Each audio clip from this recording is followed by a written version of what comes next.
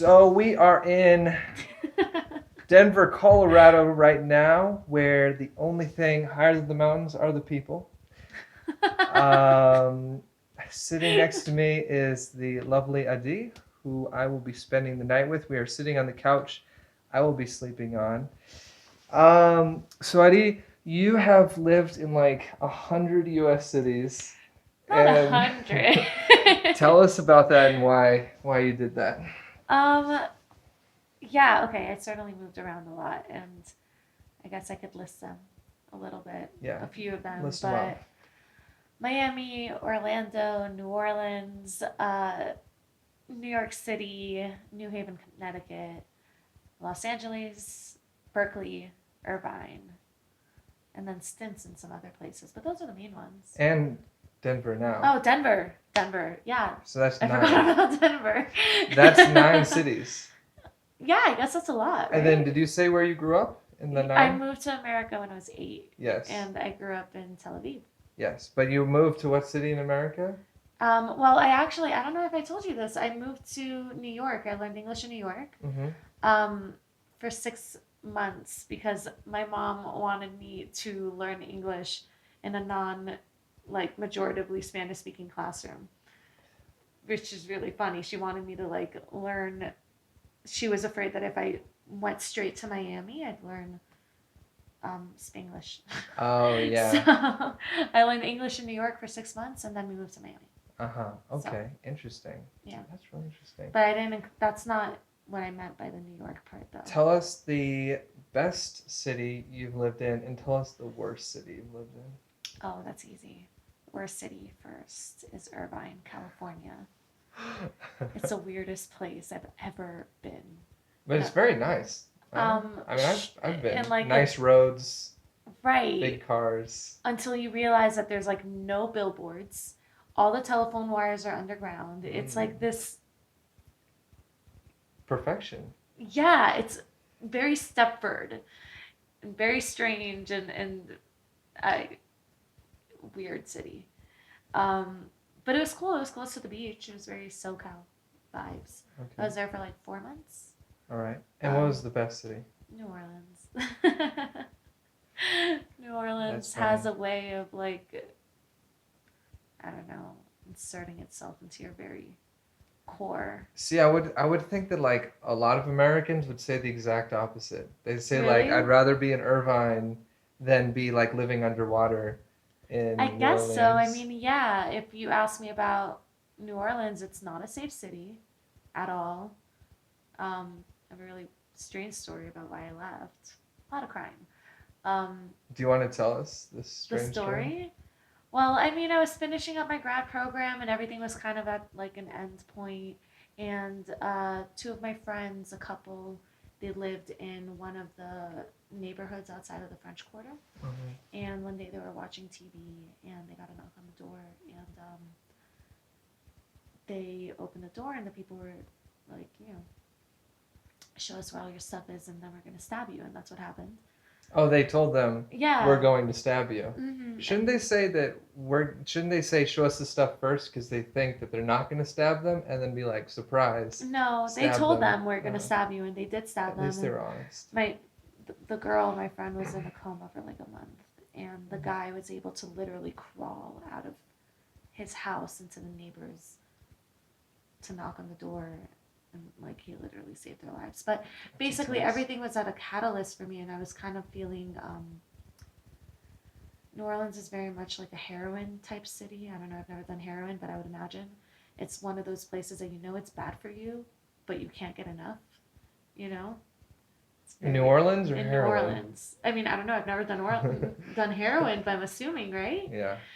So, I mean, yeah. So I was kind of getting to this point where I was like, oh, I have to leave. Like I have to get out. And then that happened, and I was like, I can't. I'm out. Yeah, that's pretty But intense. that's the hard part about New Orleans. It's also like the city in America, in my opinion, with the most in like beautiful culture and history and diversity and music and food and art, and it just has everything. Yeah. It's a Crescent City. So, what did you graduate in? What was that degree? Art history. Uh-huh. Yeah. But what was your bachelor's? And then how many, you have one master's? Two masters? I'm starting my second So, master's so program. what was your bachelor's in? Um, art studio and art history. And then your master's was in the same. And no, the bachelor's was more art studio based and the master's was more art history based. I see. And now I'm going to study art therapy. Do you have a focus, like what particular, like history or? Oh, in art history? Yeah. Um, so in undergrad, it was late, fin de siècle, like late 1800s, early 1900s, like Moulin Rouge era. No. Um, Industrial Revolution. Sure. Think like Impressionism. Yeah. You know what Impressionism is? I'm not a big art fan, to be honest. Well, I'll teach you a thing or two. Um, I would say 1860 to 1915, majoritively in France and Austria, where that was like my focus of my undergraduate research. And in grad school, I did American art, and I focused on um, New York, majoritively, but to go, yeah. Quick aside. I was gonna actually say this when I was just filming it myself, but since it kind of got brought up naturally, there in Denver, there's this like gorgeous art museum, just absolutely gorgeous. They said that it was designed to be like evocative of the Rockies, and it like juts out in this big spike over the road. It's absolutely gorgeous.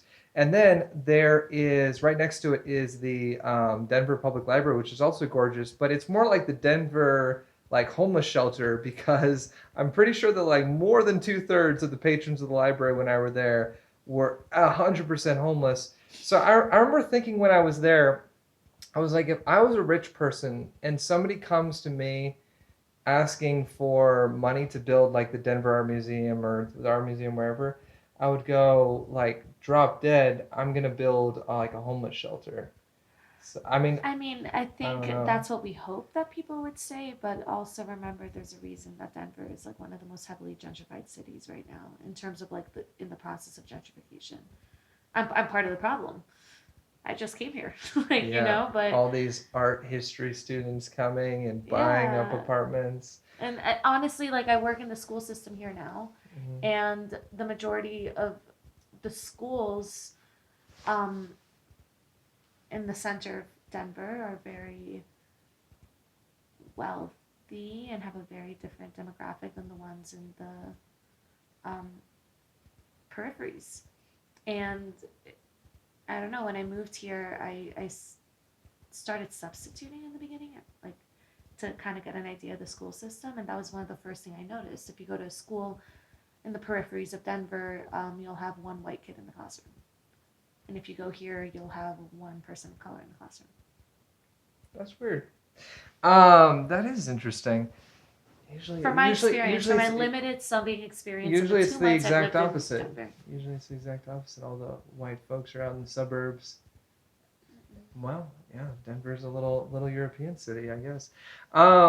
So tell us about Israel. I grew up there. It's my home. Um, it's beautiful. And what do you want me to say about it? So you're from Tel Aviv, Yes, I'm the from Tel Aviv. biggest city in Israel, cosmopolitan Yeah. city, place to be. I actually didn't tell you everything about my background in Israel. I actually grew up in a kibbutz.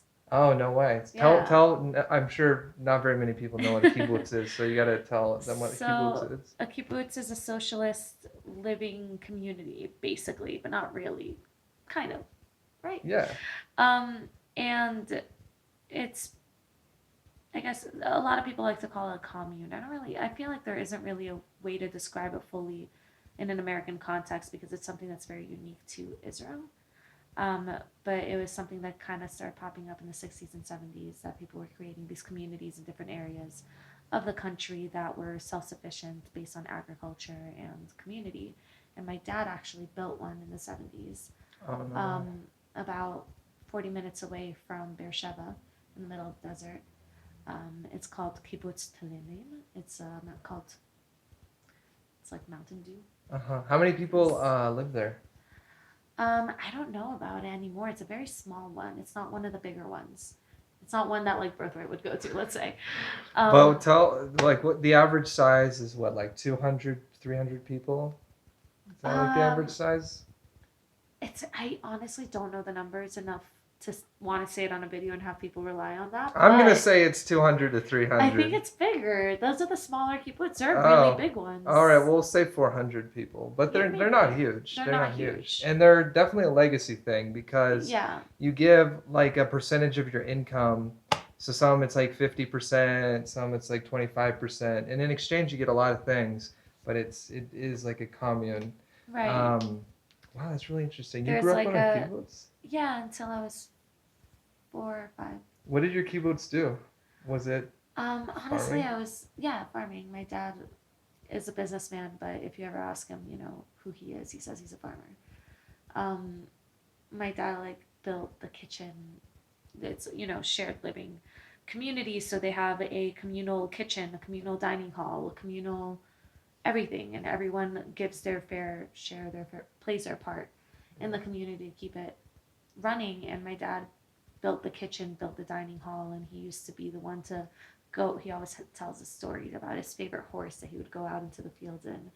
And one of my best childhood memories was my mom used to take me out to milk the cows sometimes because it was fun. Mm-hmm. And there was a baby calf, and she thought that my finger was a udder, and she was sucking on my finger, and it was like kibbutz life. But then I moved to Tel Aviv, so When did you move to Tel Aviv?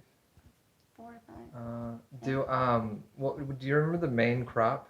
Like, was there like a crop that they sold, like one big one? I don't remember, but Uh, I will say the bunch of guys that built the kibbutz, mhm, none of them really live there anymore. mhm. It's kind of my dad built it as part of their army service actually. Oh, So it was like his unit all built it together, and then they all lived there for a while, and a lot of them like went back, but none of them really live there anymore. But they have for the past 21 years, every single year they have a week-long reunion there. mhm. So it's funny, but I can't tell you much about how the kibbutz itself ran, but I could tell you everything about the community of men that built it. Uh, You know what I mean? so for some context, Beersheba is the fourth largest city in Israel, and it's in I mean, it's right at the edge of the Negev, or it's in the Negev It's desert. in the Negev. And so it's pretty, I mean, it's a full on desert. And so Israel, they all like to say, we brought life to the desert, or we brought, They did. is that the, like, one of the famous mottos of Israel is like, we bring life to the, so I mean, literally, your family was bringing life to the desert. I mean, it really is a barren desert yeah, outside of Beersheba. So it it's is. pretty It's impressive. beautiful. Um, for people So who like the desert. So you were telling me, and we were talking about, we were reminiscing. I spent a little bit of time in Israel. You've spent far, far more. And we were reminiscing a little bit. I was talking about how it's such an incredible country and how I've been to many places, but I really, really recommend it to travelers. And not just, but you were saying, I feel like the only people that go to Israel are like religious Yeah, people. it's either like So people with a sell. religious reason or Jews, Jews. So sell Israel to like non-hardcore Christians and non-Jews. All right, then I'll say the fun facts about Israel. It's basically like the most Western country in the Middle East. It's a lot like I don't know. It's very different from any other country, and it has a lot of things that people wouldn't expect. It's a country that from north to south you can drive across in 6 hours. Only in the north you'll get mountains and snow, and in the south you'll get desert and the Dead Sea. Um, and then you go down to Eilat, and all of a sudden there's some. It's a desert leading into a mountain that falls into some of the greatest reefs to go diving in the world. And fun fact, every summer a jazz festival because it's one of the biggest jazz communities in the world. It also is outside of that, just like magnitude of diversity in terms of the natural landscape of the country. Really, it just has everything that you're looking for in terms of nature. In terms of culture, it's a lot more liberal than people expect. People look at it as this place where you have to either be Jewish or religious to enjoy.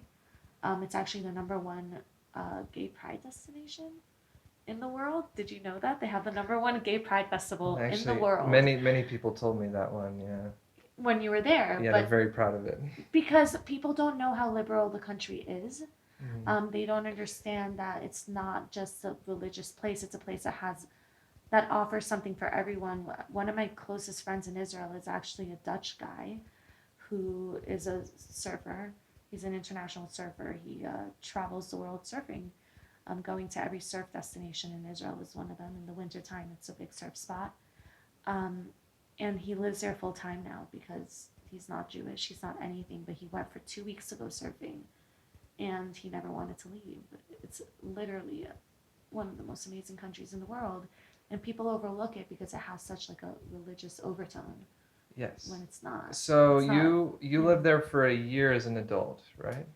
Yes, between undergrad and grad school. What did you do when you were there? I was brought in as the head of tours and education at a museum in Jaffa.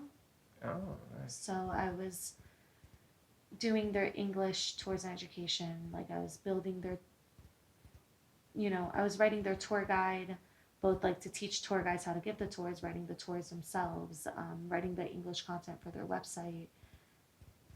I was doing all that for them. That's cool. I've been cool. there. Really? Yeah. I mean, it's To like Jaffa? that's the historic Arabic part, just a little bit south of Tel Aviv. Yeah, it's Yeah, like yeah. one of the most. It's one of the parts of Israel best known for its level of coexistence. Yeah, and if I remember correctly, it's a hill, but I believe they told us that it's not a natural hill. It's a hill because it's just house on top of house, top of house over hundreds and hundreds and hundreds of thousands, right? Yeah. Thousands of years. It's actually the first port, not only in Israel but in the Middle East.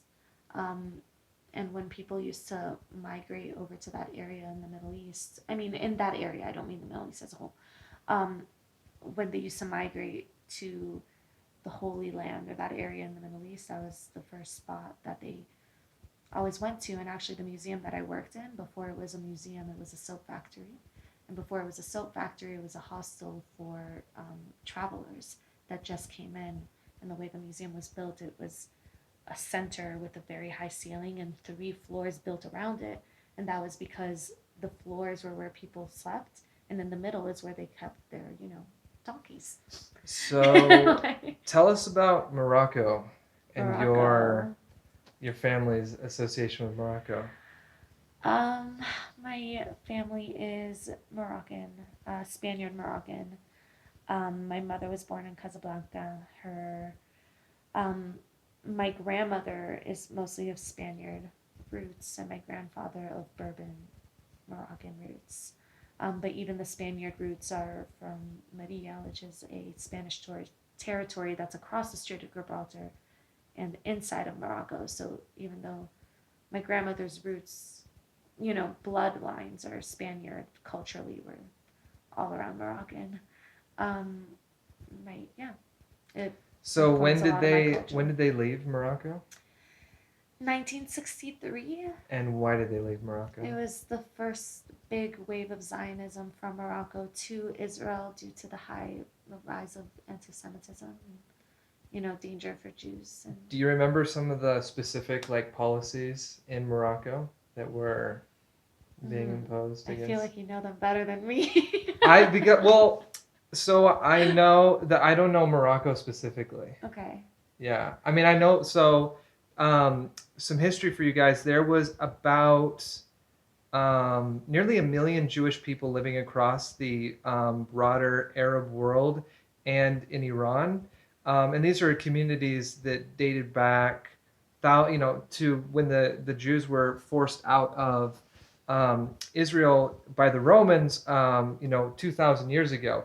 And so these communities predated the Arab Empire, Muhammad, and when a little bit in the years before Israel was founded, and especially after Israel was founded, these communities experienced like extremely intense, oftentimes government-led persecution. So, for example, they would do things like the government would come in and seize Jewish property, Jewish schools. They would shut down Jewish synagogues. They would they would seize Jewish bank accounts. They would go and they take your bank account.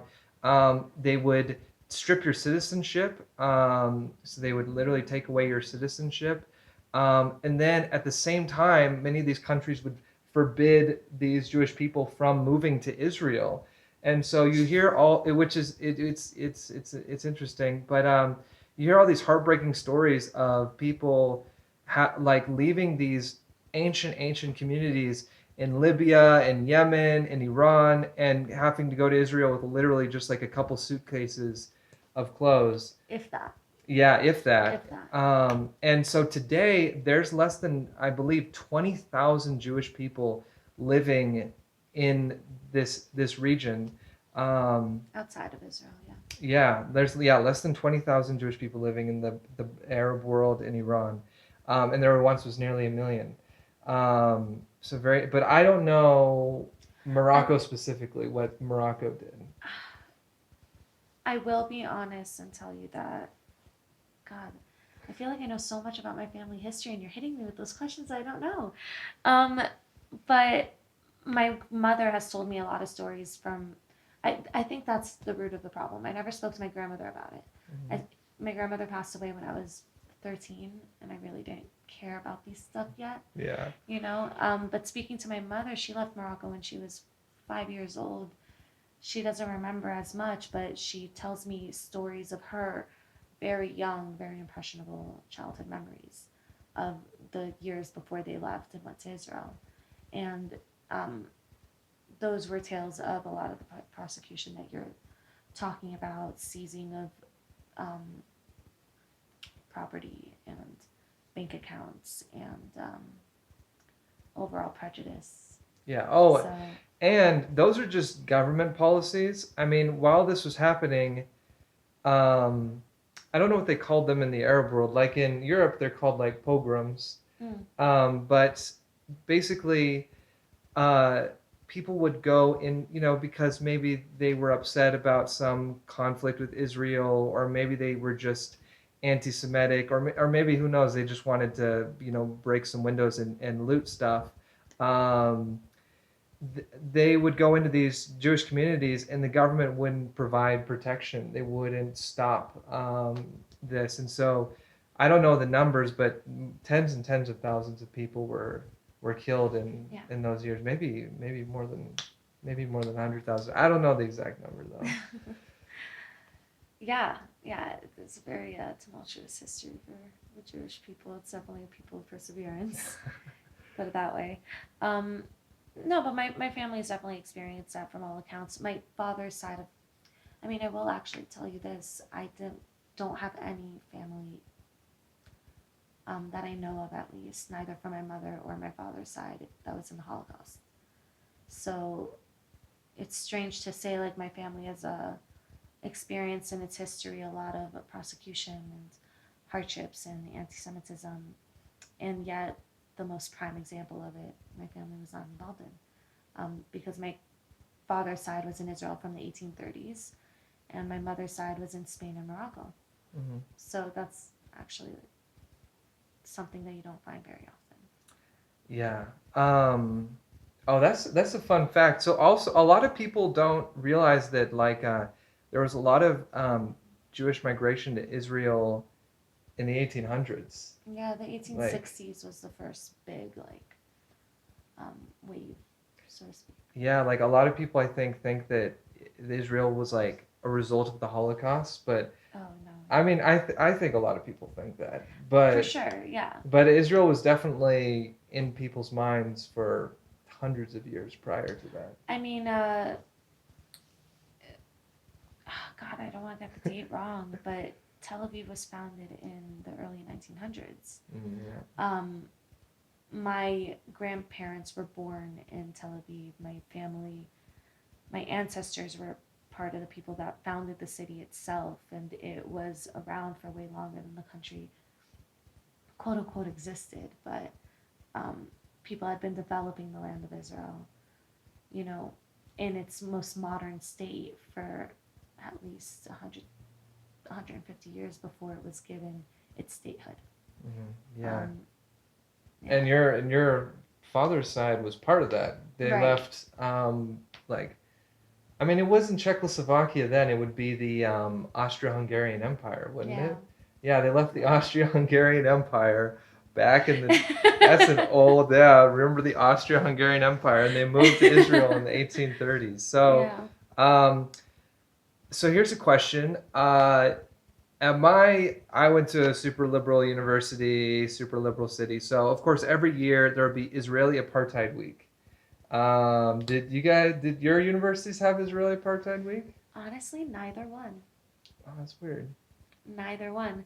Um, I think it's because I went to UCF, which is the second largest university in the country, that has a very large Muslim population, but also a very large Jewish population, and a very, very strong student government in terms of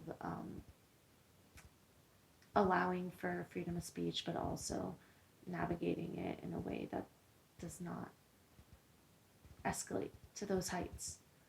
I don't know how they did it, but I never in UCF experienced any. What, University of Central Florida? Mm-hmm. So you also went to University of Central Florida? Where is that your bachelor's degree? Yeah. Oh, okay, and then your master's degree Yeah, was yeah, yeah. Tulane. All My right. master's with Tulane, which is, the nickname is Julane. So, but Really? actually, yeah, the nickname for Tulane is Julane. Actually, in the university bookstore, they sell a Tulane shirt that's written in Hebrew. It's ridiculous. But over there, actually, is where um, I did experience some, small protests, but nothing that Oh, nothing really interesting. effective. But I will say in Irvine, back to Irvine. Must be a West Coast thing. It's also a West Coast thing, but in Irvine, I was there. The reason I was in Irvine is because I had a 4-month fellowship over there, and I was doing work with a professor, helping her do back research for her upcoming publication. Um, and there is where I felt, there and in Berkeley, is where I felt the most anti Semitism I'd ever experienced. Um, multiple experiences. Like in Irvine, I was talking on the phone with my mom one day and I was speaking Hebrew and a kid threw a rock at me. That was really fun. In Berkeley, I had a similar experience. One time in Arkansas, though, in a random travel, this was entertaining. Um, a boy, like a year or two younger than me, I think I was 16, asked, he was shocked. He'd never met a Jew before. Never met a Jew before. And he asked me how I did it. And I said, "What are you talking about?" And he said, "Where do you hide your horns?" And I'm like, "Oh, I shave them every morning. I shave them down. I stay on top of it." So yeah, there's a lot of misconceptions in the world, but I do believe that the people who educate themselves become Zionists. So educate yourself. So what is your dream for like Israelis or for like Israelis and Arabs like living together? um, it's a really sad topic because, you know, But make it positive, right? If you could wave a magic wand and in 50 years, what do you want the Middle East to look like in regards like what do you want it to look like? I have to be a realist. You know, I okay, so I don't know if you know this, but Tel Aviv has a nickname. It's called the bubble because Tel Aviv is this like liberal hotspot within Israel, and there's also like others. There are other cities around the country that are very enthusiastic about coexistence, but generally speaking, even outside of those bubbles, If you live in Israel, you know that the people who live there, Arab, um, Christian, Druze, or Israeli, Jewish, um, everyone really gets along quite well when they're just citizens sitting side by side in a bus. And you always see these viral videos or viral like pictures in the States, for example, of, this is my America, and you see a Muslim sitting next to a religious Jewish woman sitting next to like a rapper on the subway, and everyone's like, wow, so impressive. But that's really the reality in Israel. And people don't realize that. They think that like it's this big apartheid state. It's really not. It's um, people really do get along, but the problem is not Arab Israeli relations. It comes down to extremism, and it's extremist Jews. It's extremist. In America, there's extremist Christians, and everything. But in Israel, there are extremist Jews, and throughout the Middle East, there's an overwhelming population of extremist um, Arab, anti-Zionist, anti-West um, populations, and I honestly don't know anymore if I see peace as something realistic. I don't believe in a two-state solution. I don't think it's possible. I think it's naive to believe in that. Recently, there has been talk, they call it like the three-state solution. I don't know, did you hear about that? Three state. No, this is new to me. To go back to the line, I forget which war it was. I just heard about this, so I haven't really done my research. But they want to revert back to territorial lines before a certain war that Israel won fair and square. And What would be the three states? so they would be giving some of the land of Israel back to, like they'd be basically giving Gaza back to Jordan and the West Bank back, so on and so forth. Um, the problem is those countries don't want Gaza and the West Bank either. So Israel's a young country with an old history, with a long old history already. It's interesting. I mean, what do they say? Like you meet a person who's young but they look old. That's I think Israel in a lot of ways. They're old beyond their years already. yeah, I mean it's a problematic conversation because I mean, if you're saying what's your dream for the Middle East and for Israel, I want to see what I see on the bus every day in Tel Aviv, everywhere, and I want people to understand that that's the reality. But people don't know that until they get there. The other reality, though, is that this extremism that's taking over the world, it's just like this virus taking us by storm. It's literally a cancer for civilization, for, humanist civilization, I guess. And it makes it impossible to envision in a way because, for example, you know, especially miscommunication, the death of journalism that we were talking about earlier. Journalism just doesn't exist. Like good journalism doesn't exist anymore. And so people believe whatever they're told, and what they're told is almost always a lie. And even within those populations, like a lot of, Gaza, if you speak to any Israeli, they like nobody hates the people who like Palestinians. Nobody hates the people themselves. Like nobody's like anti-Palestinian and saying like every Palestinian should die. Like no, that's not it. It's just that as much as Israel tries to help Palestinian territories, all that money is funneling straight into a terrorist regime. So the minute the world realizes that Israel is not fighting the Palestinians or fighting terrorism, then we'll be getting somewhere. But the world is so heavily brainwashed, and extremism is so heavily rooted in every part of that conversation that it's kind of hard to imagine how we crawl our way out of it.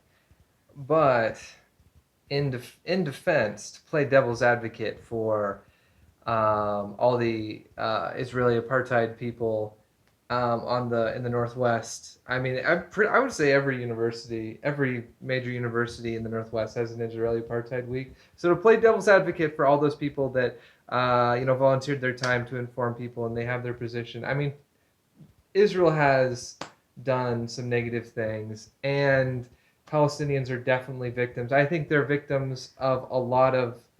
I think they're victims of their own leaders first. They have poor leadership. Palestinians are definitely victims of other Arab countries, which they're using Palestinians as like pawns in a Could I ask game. you a question? I feel bad interrupting, but do you Yeah. know the history of Gaza? Well, yeah. So Gaza used to be part of Egypt, and Do you know about the history of Gaza while it was already Israel? Do you know like what kind of neighborhood it was before it was given to the Palestinian Authority? no, I don't know. Tell me. It was a resort beach town. It was literally, it still is one of the most beautiful areas.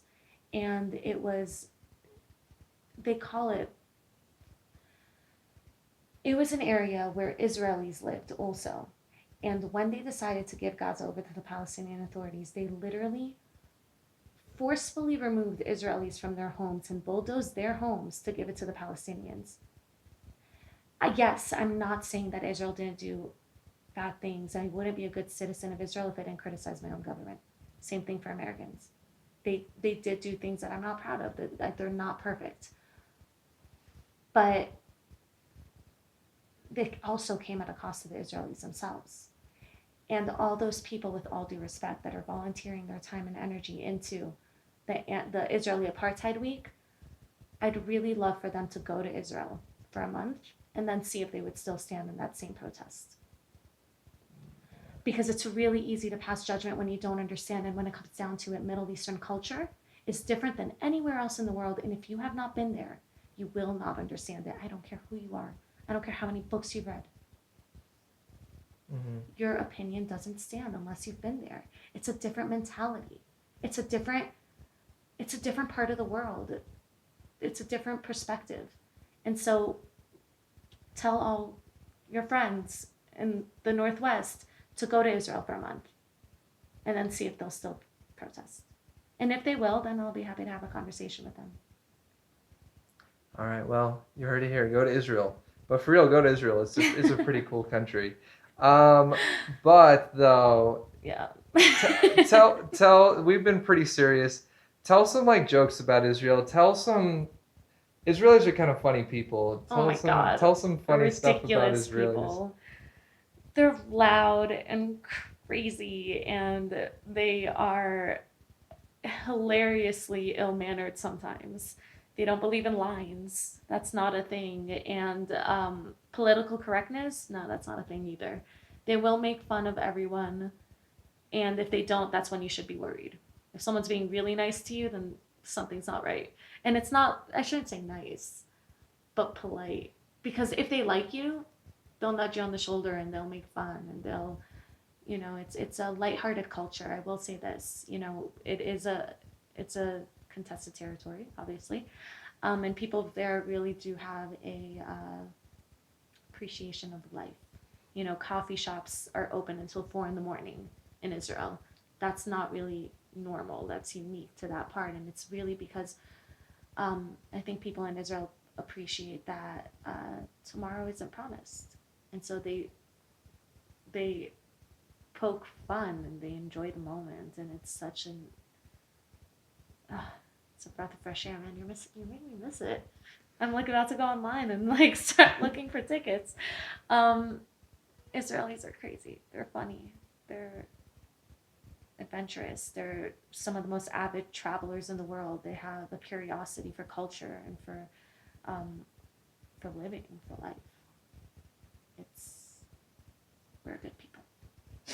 Mostly.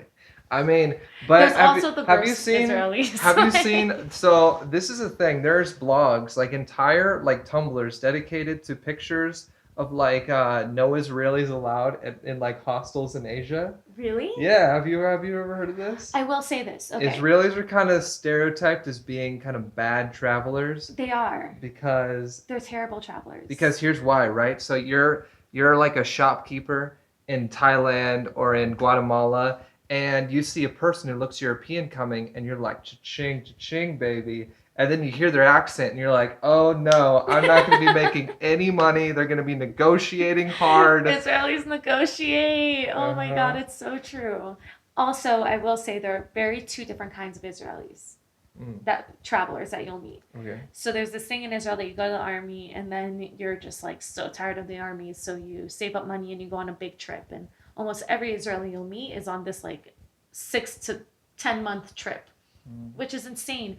It's funny. I've met people abroad that are like, "Oh, I thought Israel was this giant country because everyone's Israeli." In like the The travelers. inhabitable part of Israel, I believe, is smaller than the state of New Jersey. So like there is the desert, which adds some landmass, but it really is it's a basically an uninhabitable desert, and so the inhabitable part of Israel is literally smaller than the state of New Jersey. Yeah.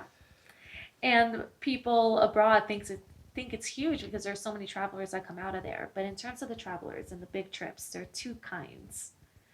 There is the I mean, you could split it up into the ones that go to Asia and the ones that go to South America. Because they're very two different kind of Israelis, but there's the ones that are like the Israelis that just want to go there and, party and do drugs and forget life. Mm. And then they're the ones that want to explore, you know? Regardless of whichever one they are, however, Israelis are incredibly cliquey.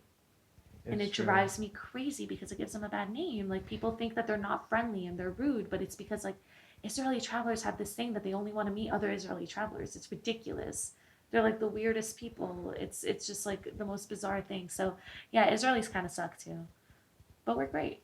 Oh, here's a funny story. So, this is a few years ago in Chile. A group of Israelis went into a Chilean national forest and were having like a big party, and they lit they accidentally started a forest fire and burned down like a fairly large section of this beautiful Chilean national Oh my park. god, that's really So that's one funny depressing. story. Oh, here's another That's funny not funny at story. all. That's really I sad. don't know. I mean, Oh fires are god. natural. The fires are how forests, get rid of the dead trees and stuff. So they were just a little artificial Oh forest fire. no. And then here's another funny one.